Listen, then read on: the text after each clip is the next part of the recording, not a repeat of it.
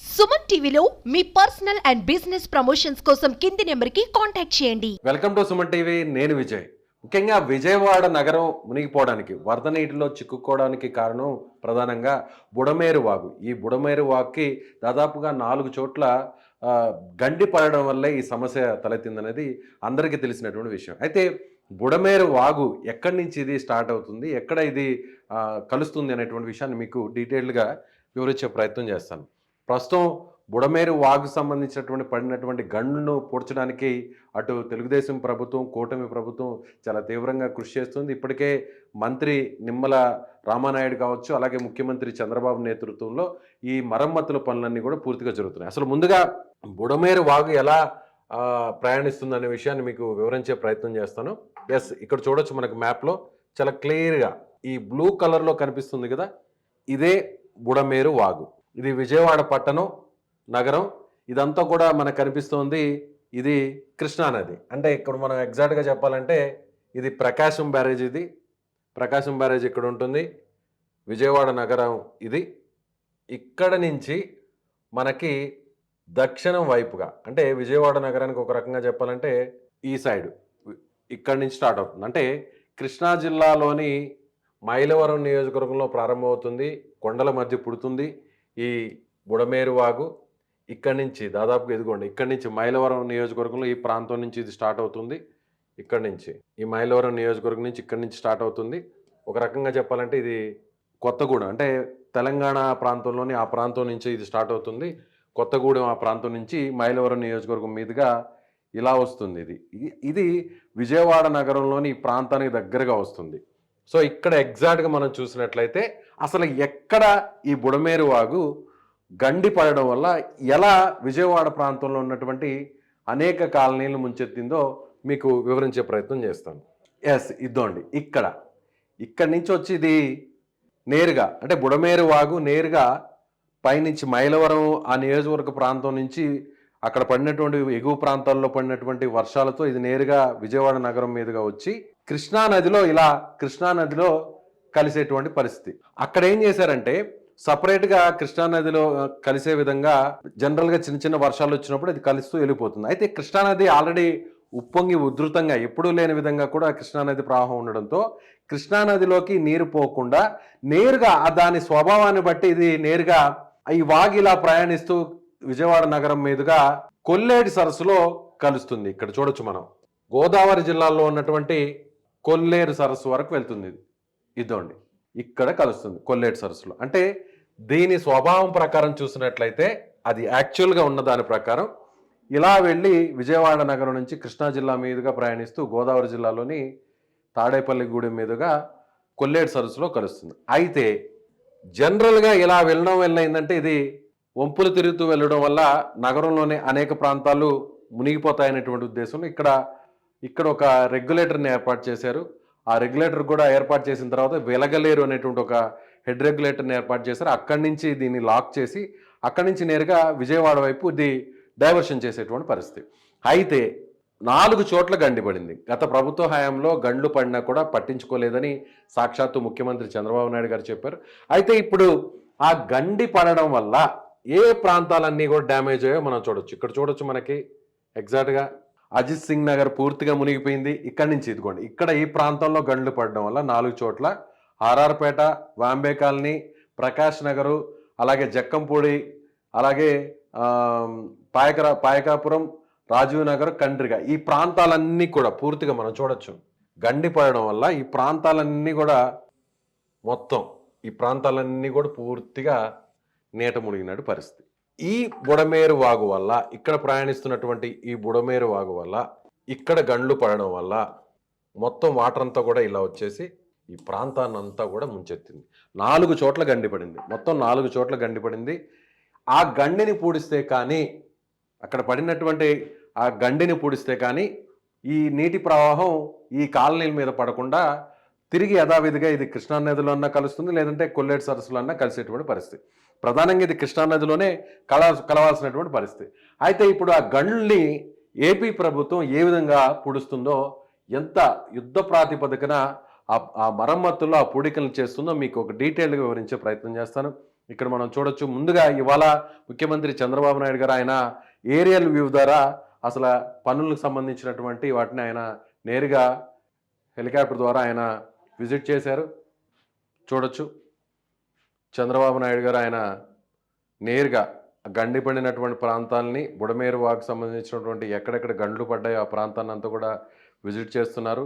ఆ కాలనీలన్నీ నీట మునిగినటువంటి కాలనీలు ఇప్పుడు ప్రస్తుతం ఎలాంటి సిచ్యువేషన్లు ఉన్నాయని నేరుగా చూస్తూ ఉన్నారు. అదేవిధంగా మొత్తం 4 చోట్ల గండి పడితే 3 చోట్ల యుద్ధ ప్రాతిపదికన రేయింబౌళ్ళు కష్టపడి కూటమి ప్రభుత్వం చంద్రబాబు నేతృత్వంలో అక్కడ గండ్లు పూడ్చినటువంటి పరిస్థితి. అయితే ఒక్క చోట మాత్రం గండి పూడ్చలేనటువంటి పరిస్థితి. ఎందుకంటే ప్రవాహం కొనసాగుతూ ఉంది, ఇంకా నీటి ఉధృతి ఏమాత్రం తగ్గలేదు. కాబట్టి ఆర్మీని రంగంలోకి దింపారు. ఇక్కడ మనం టీడీపీ ప్రభుత్వం, ముఖ్యంగా ఏపీ ప్రభుత్వం ఏ విధంగా గండిని పూడుస్తుందో మనకి వచ్చినటువంటి ఆ విజువల్స్ ద్వారా మీకు వివరించే ప్రయత్నం చేస్తాను. ఈ గండిని ఈ విధంగా దెబ్బతిన్నటువంటి గండిని చూడండి. ఆ గండి పడిన చోట ఏ విధంగా ప్రొక్లైన్స్, భారీ భారీ యంత్రాలు, వాహనాలు, ట్రక్స్ ద్వారా అక్కడ గండిని పూడ్చేటువంటి ప్రయత్నాన్ని జరుగుతోంది. చూడండి ఇక్కడ చూడండి, నిమ్మల రామానాయుడు ఆయన దాదాపు 4 రోజుల నుంచి అక్కడే ఉన్నారు. అక్కడే రేయింబవళ్ళు కష్టపడుతూ రాత్రి పగులు అన్న తేడా లేకుండా ఆయన నేరుగా స్వయంగా అక్కడే ఉండి తిష్ట వేసి మరి ఆయన ఆ గండ్లను పూడుస్తున్నటువంటి పరిస్థితి. చూడండి ఇదంతా గండిపడి, ఆ గండిపడిన ప్రాంతం నుంచి వాటర్ అంతా కూడా విజయవాడ ప్రాంతంలోని అనేక కాలనీని ముంచెత్తేసినటువంటి పరిస్థితి. చూడొచ్చు మనకు ఆ ఏరియల్ వ్యూ ద్వారా క్లియర్గా మీకు వివరించే ప్రయత్నం చేస్తున్నాం. అక్కడి నుంచి వచ్చినటువంటి ఆ దృశ్యాలు మనకి చాలా స్పష్టంగా అక్కడ పరిస్థితిని వివరిస్తున్నాయి. ఇక్కడ చూడవచ్చు ఇలా పూర్తిగా కొట్టుకుపోయింది. అంటే ఇది వాగు, యాక్చువల్గా ఉన్నటువంటి బుడమేరు వాగు. ఇక్కడి నుంచి గండి పడిపోయింది. చూడండి ఏ స్థాయిలో గండి పడింది. ఇక్కడి నుంచి అక్కడ వరకు కలుపుకుంటూ వెళ్ళాలి. చూస్తున్నారుగా, ఇది ఎగ్జాక్ట్గా బుడమేరు వాగు. ఇప్పుడు అర్థమవుతుందా మీకు? ఇది ఎగ్జాక్ట్గా బుడమేరు వాగు. ఈ వాక్ అటువైపు ఇటువైపు ఉండాల్సినటువంటి కరకట్టలో ఈ వైపు ఉన్నటువంటి కరకట్ట మొత్తం కొట్టుకుపోయింది. అంటే ఒక మొత్తం పెద్ద స్థాయిలో గండిపడింది. కాబట్టి ఇటువైపు వెళ్ళాల్సినటువంటి నీరంతా ఇలా ఈ కరకట్ట తెగిపోవడంతో, గండిపడడంతో ఊర్ల మీదకి వచ్చేసింది వాటర్ అంతా. అలా ఊర్ల మీదకి రావడంతో విజయవాడ నగరంలోని దాదాపు అనేక కాలనీలు మునిగిపోయినటువంటి పరిస్థితి. సో ఇప్పుడు ఆ గండిని పూడిస్తే కానీ, ఎందుకంటే ఇంకా కూడా బుడమేరు వాగులో వరద కొనసాగుతూనే ఉంది, పైనుంచి వర్షాలు పడుతూనే ఉన్నాయి, ఇంకా కూడా అల్పపీడనం ఏర్పడుతుంది, తుఫాను కూడా రాబోతుంది, మళ్ళీ కూడా వర్షాలు రాబోతున్నాయని వాతావరణ శాఖ చెప్తుంది.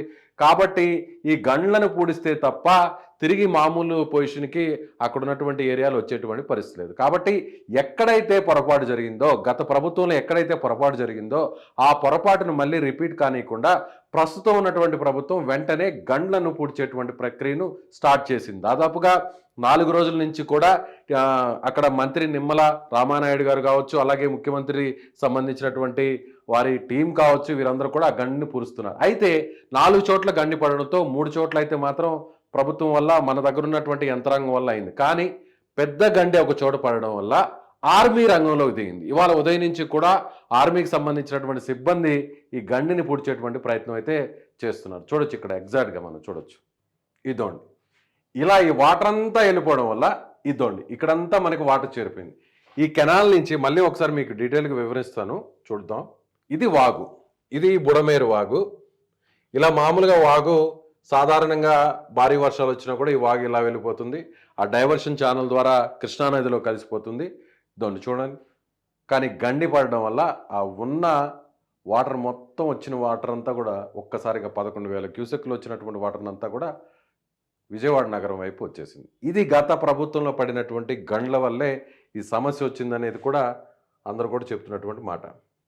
నీటిపారుదల శాఖ మంత్రి నిమ్మల రామానాయుడు దాదాపుగా 4 రోజుల నుంచి అక్కడే ఉన్నారు. ఆయన చాలా పెద్ద స్థాయిలో కొన్ని మీటర్ల దూరంలో ఆ గండిని చూడండి కొట్టుకొచ్చేసినటువంటి ఆ వాటర్లో ఇలా పూడ్చుకుంటూ రాళ్ల ద్వారా వచ్చినటువంటి వాటిని రాళ్ళు మట్టితో పూడ్చుకుంటూ ఈ విధంగా గండినంతా కూడా పూడ్చుకుంటూ కరకట్టని తాత్కాలికంగా ఏర్పాటు చేస్తున్నటువంటి దృశ్యాలు. సో ఇలా ఈ అటువైపు నుంచి ఇటువైపు అంటే భారీ స్థాయిలో చూడండి ఇక్కడ వరకు కూడా ఆ గండిని పూడ్చాల్సినటువంటి పరిస్థితి. ప్రస్తుతం జరుగుతున్నటువంటి పనులు ఇవి. కొన్ని రోజుల్లోనే 1-2 రోజుల్లోనే ఈ గండి కూడా పూర్తిగా ఆ కరకట్టని ఏర్పాటు చేయబోతున్నారు. సో ఇక మీదట మళ్ళీ వర్షాలు వచ్చినా కూడా ఎలాంటి ఇబ్బంది లేకుండా చూడండి. ఇప్పుడు మనకి చాలా ఏరియల్ వ్యూలో చాలా నీట్గా అర్థమవుతుంది మనకి. ఇదంతా కరకట్ట కొట్టేసింది, ఇదంతా పూర్తిగా గడ్డి పడిపోయింది. కాబట్టి ఈ వాగులో వెళ్ళాల్సినటువంటి వాటర్ అంతా కూడా ఇటువైపు వచ్చేసి విజయవాడ నగరాన్ని ముంచెత్తేసినటువంటి పరిస్థితి. చాలా నీట్గా కనిపిస్తుంది. ఇక్కడి నుంచి కూడా పూడ్చుకుంటూ వస్తున్నారు. ఈ ప్రాంతాన్ని అంతా కూడా కరకట్టను ఏర్పాటు చేసుకుంటూ వస్తున్నారు. చూడొచ్చు ఇక్కడ. సో ఈ పనులన్నింటినీ కూడా ఇప్పుడు వరద ప్రవాహం కొంచెం తగ్గింది కాబట్టి ఈ గండిని పూడ్చడానికి కొంత వెసులుబాటు అక్కడ ఏర్పడుతుంది. కాబట్టి ఈ 2-3 రోజుల నుంచి గండిని పూడ్చేటువంటి పరిస్థితి మనకి ఏర్పడింది. గత 3-4 రోజుల కిందట ఎక్కడా కూడా ఏ మాత్రం కనిపించినటువంటి పరిస్థితి. మొత్తం వరద అంతా కూడా ఈ ప్రాంతాన్ని అంతా కూడా పూర్తిగా నింపేసినటువంటి పరిస్థితి. అయితే ఇప్పుడు ఆర్మీ కూడా సహాయం అందించడం, ఆర్మీ కూడా రంగంలోకి దిగడంతో బుడమేరు వాగుకు సంబంధించినటువంటి గండి మరమ్మతుల పనులు పూర్తిగా మరొక 2 రోజుల్లో పూర్తి కాబోతున్నాయి. సో ఇంకా కూడా ఒకవేళ వరద మళ్ళీ వచ్చినా కూడా ఇబ్బంది లేని విధంగా అక్కడ మరమ్మతులు చేస్తున్నారు. అక్కడ తాత్కాలికంగా కరకట్టను ఏర్పాటు చేస్తున్నారు. ఆ గండ్లను పూర్తి చేసి మళ్ళీ విజయవాడ నగరాన్ని వరద ముంచెత్తకుండా కూడా, మళ్ళీ అలాంటి అపాయం రాకుండా కూడా ఇప్పటికే ఏపీ ప్రభుత్వం అన్ని రకాల చర్యలు అయితే తీసుకుంటుంది. కెమెరామెన్ విజయ్తో సుమన్ టీవీ, విజయ్, హైదరాబాద్ నుంచి.